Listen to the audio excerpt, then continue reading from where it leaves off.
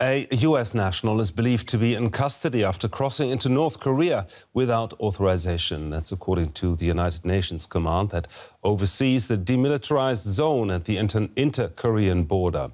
The unnamed individual, who is reported to be a U.S. soldier, was on a tour at the time and is understood to have made a dash for the border during a visit to the Pan-mun-jom truce village. The U.S. State Department advises Americans not to enter North Korea due to the serious risk of arrest and long-term detention. Let's go straight to Washington, where our correspondent Stefan Simons joins me. Stefan, what more do we know so far? Well, not much, actually. We know that this happened, apparently, as the soldier who was wearing allegedly civilian clothing was on a tour, on a orientation tour at the GSA. And GSA stands for Joint Security Area. That is the area which we see in pictures where those blue barracks are in the DMZ, in the Demilitarized Zone. And this area is also a military zone and where the UN command, is the U.S. soldiers you see there are not actually United States soldiers. They're working for the United Nations Command. So are the South Korean soldiers there, which you see positioned there once in a while. A tour, there will be made orientation tours there. And on one of those orientation tours, allegedly, the soldier crossed voluntarily. That's very important for the U.S. to point this out at this point into North Korea. And he is believed to be detained by North Korea now. One interesting thing to know is that comes at a strategically really symbolic day today, because at the same time this happens, the first in decades, the first U.S. nuclear-capable submarine is making actually port in South Korea. So that is something the North Koreans are not very happy about and have mentioned before that they're not happy about. Now, I don't make a connection here, but it is interesting. One other thing is to know for our viewers is that the soldiers positioned there while they're touring or while they are stationed there to secure this joint military area, a security area, they are not wearing weapons. That is, since 2018, South Korea and North Korea agreed upon that the soldiers there do not wear any weapons. That's what we know so far. But of course, you know, by the hour, there's more information probably coming out during the course of the day. Now, is this a first, or has something like this happened before? Well, you know, there's a very infamous incident from 1976 where 2 U.S. soldiers actually died. They were bludgeoned to death by North Korean citizens or soldiers because they tried to deforest a tree, cutting down a tree. And the North Koreans didn't like this, so they killed those 2 U.S. soldiers.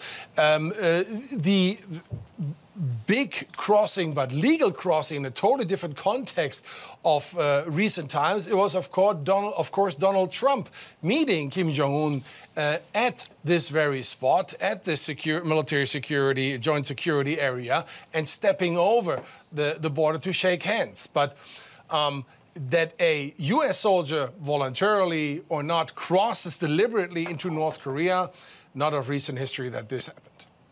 Stefan Simons there in Washington. Thank you very much. Joining me now is Kim Yeon-seung, a journalist from the South Korean capital, Seoul. What else do we know? Right. So just to walk you through what I have been informed through this day, around 6 p.m., I first heard accounts of this U.S. individual crossing over the military demarcation line. And at that point, it's been kind of circulating as almost a rumor buzzing around, not yet being confirmed. And then around 6:30 p.m., there has been an official local report by a South Korean news outlet in confirming indeed that this has happened. And still at this time that we still didn't know who the individual was or what their motivation was. And then around 7 p.m., there was an official announcement by the UN command through Twitter saying that this individual in question is currently in DPRK custody and that they are working with the Korean People's Army counterparts to resolve this incident. How is it even possible for someone to cross the border in such a tightly guarded zone? Right. So I don't know if you've seen pictures of the joint security area, but the military demarcation line is merely a bump in the ground. It's just the line. So really crossing over that line would only take a step. And currently witnesses say that there are no soldiers guarding the North Korean part, especially since the pandemic. So if this individual in question would like to cross over that line, it would only take a split second. And the UN command guarding the South Korean part, they would not have enough time to react. So indeed, it does seem something like this is possible, even though it's an extremely rare case.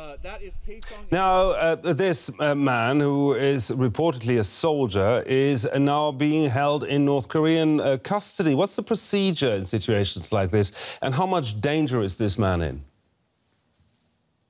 Right, like I said, this is an extremely rare case, so officials are,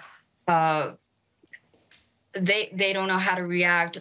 We are also dealing with something that we haven't seen before. There was a case in 2001 where a foreign national did try to cross over to the North Korean side, but was immediately caught by the JSA guards. But something like this has really never happened before.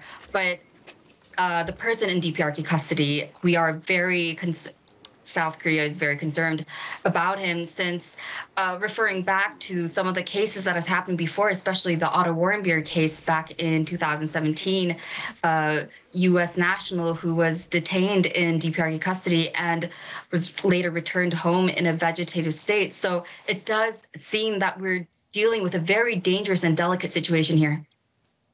The journalist Kim Yeon-seung joining us from Seoul. Thank you very much.